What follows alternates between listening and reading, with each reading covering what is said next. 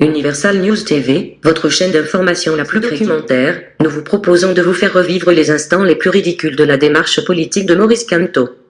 Il faut rappeler de prime abord que devant le Conseil constitutionnel, Maurice Kamto était incapable de présenter les procès-verbaux de sa victoire imaginaire. Monsieur Kamto s'était plutôt précipité à rentrer dans un discours qui n'avait rien à voir avec les procès-verbaux que lui demandait le Conseil constitutionnel. Un instant qui frisait à la fois le ridicule et l'humiliation. Monsieur Kamto Maurice, où sont vos procès-verbaux? Monsieur Kamto Maurice, où sont vos procès-verbaux? Écoutez vous-même Monsieur Maurice Kamto devant le Conseil constitutionnel. Écoutez, écoutez.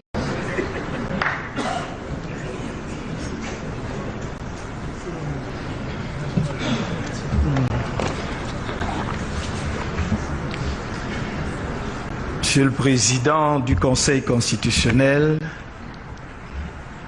honorables membres du Conseil constitutionnel, mon nom est Kamto Maurice.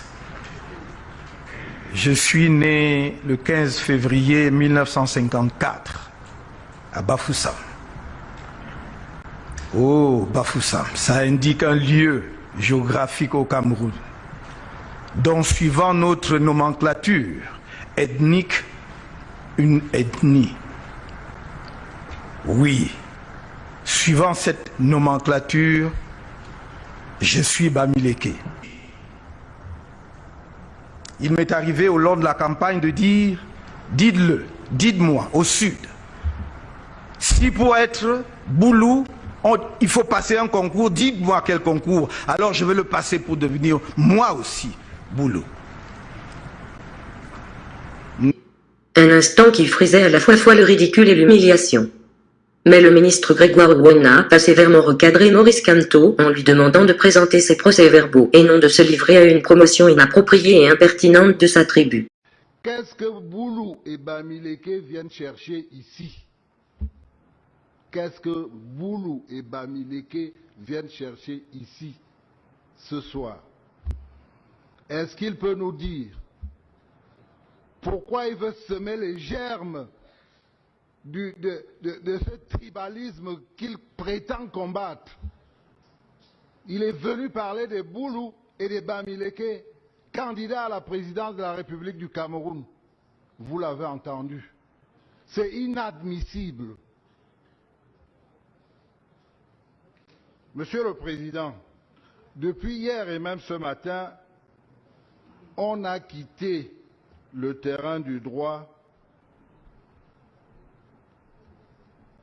pour se déporter dans le terrain du dilatoire et de la politique. Ce contentieux est devenu l'occasion pour certains de faire leur numéro, permettez-moi l'expression, et peut-être se mettre en valeur.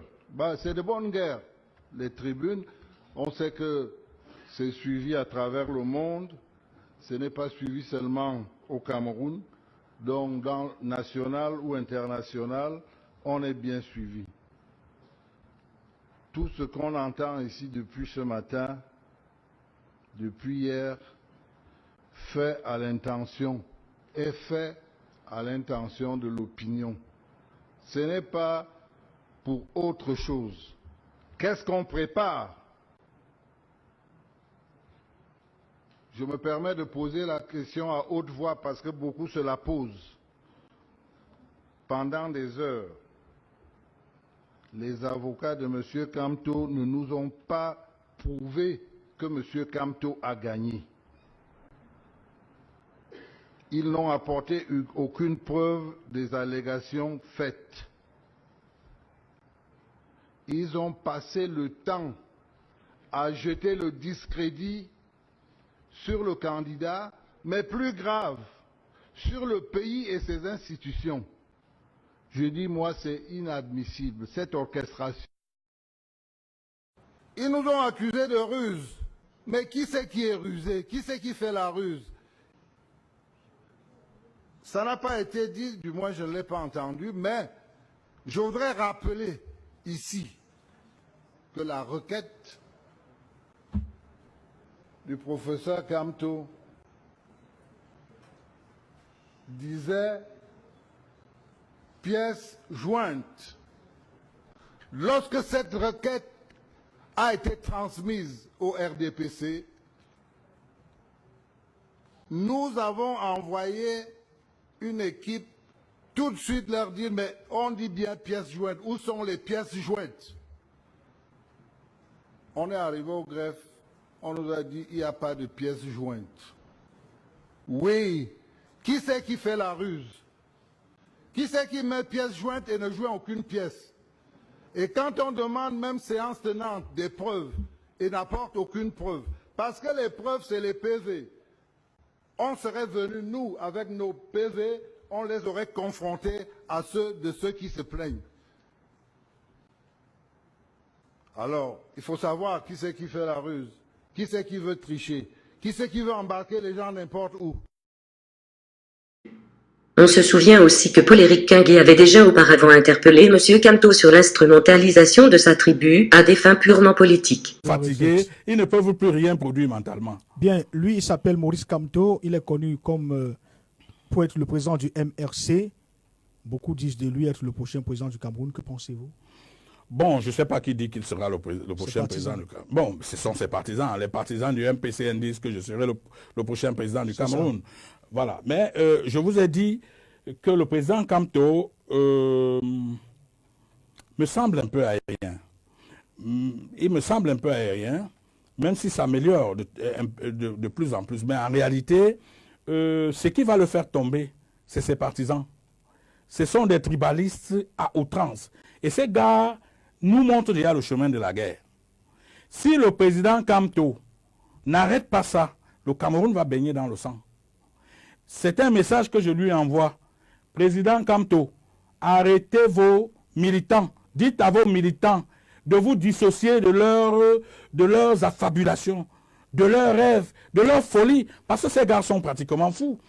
On peut être supporter d'un candidat, mais on n'est pas obligé d'affubler les autres de toutes sortes d'injures. Et ça ne joue pas pour Maurice Kamto. Ça fait même peur à la limite.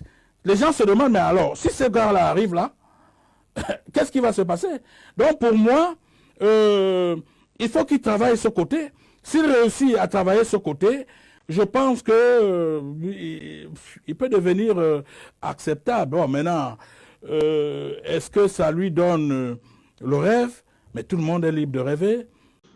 Le saccage des ambassades du Cameroun en France et en Allemagne allait s'en suivre quelques mois plus tard. Sans oublier aussi les agressions contre les artistes camerounais en France. Sinon là, on aurait tout brûlé à l'ambassade. Voilà. Mais on a dit que la seconde fois, on brûle tout. Pour l'instant, le président élu nous a dit, vous ne brûlez pas. Voilà, on n'a rien cassé, on n'a rien brûlé.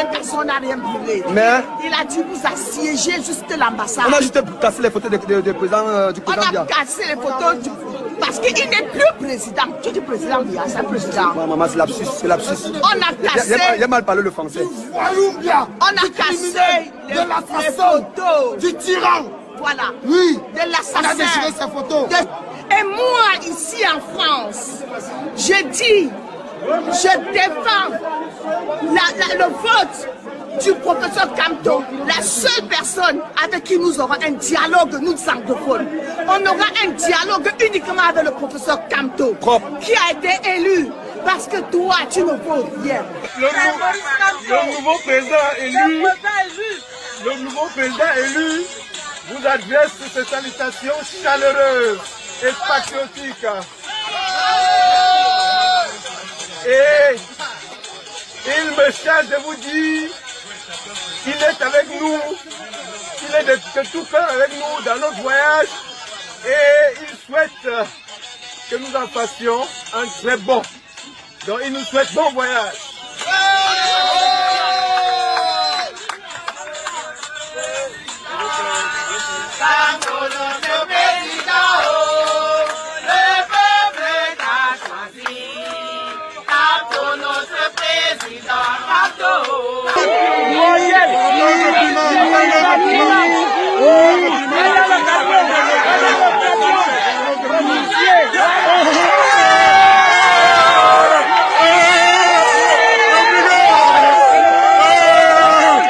Le professeur Antoine Solution a utilisé une expression, la souillure.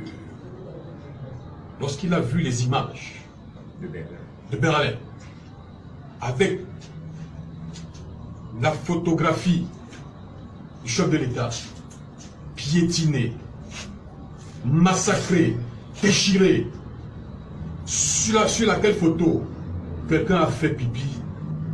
Et c'est la première fois que le professeur Kamto voyait ces images, il a dit, c'est une souillure. Comment pouvez-vous imaginer? Emmanuel Macron, je t'encule, le cul de ta mère. Non, tu ne vas pas le lui. Moi j'ai traversé ici à pied. Donc je connais la mort, j'ai vu la mort comme ça. On m'a torturé. C'est pour là que quand il bagarre avec la police, c'est les tonnes de police qui viennent. Moi je ne suis pas là. Regardez mon fils. Regardez ce fils camerounais. Je ne suis pas là pour demander l'asile. Je n'ai pas besoin des papiers. Je suis là pour faire du mal. Il ne demande pas l'asile. Voilà un peu de façon caricaturale, quelques instants ridicules qui ont marqué le parcours politique de M. Kamto jusqu'à son incarcération à la prison centrale de Kandahar. Si vous suivez Universal News TV sur YouTube, nous vous rassurons que les informations que nous diffusons au quotidien sont suffisamment crédibles.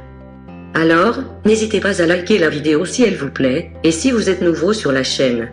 N'oubliez pas de vous abonner et d'activer la cloche de notification pour ne pas rater nos prochaines vidéos.